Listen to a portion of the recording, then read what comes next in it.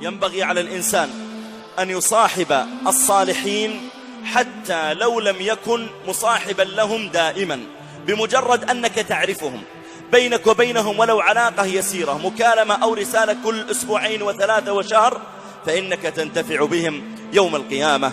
سئل الحسن البصري رحمه الله تعالى عن قول الله جل وعلا: فما لنا من شافعين ولا صديق حميم.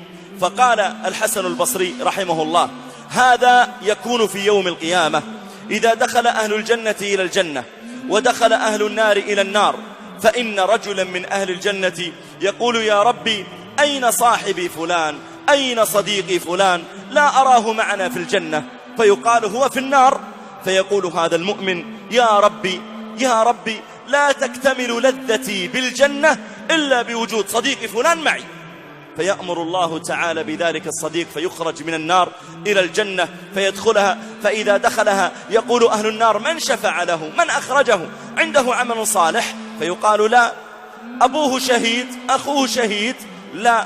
شفع له الأنبياء والمرسلون؟ لا. فمن شفع له؟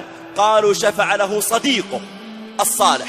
عندها يصيح أهل النار ويقولون: فما لنا من شافعين ولا صديق حميم.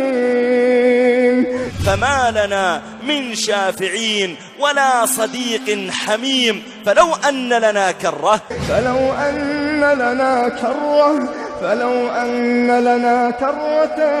فنكون من المؤمنين.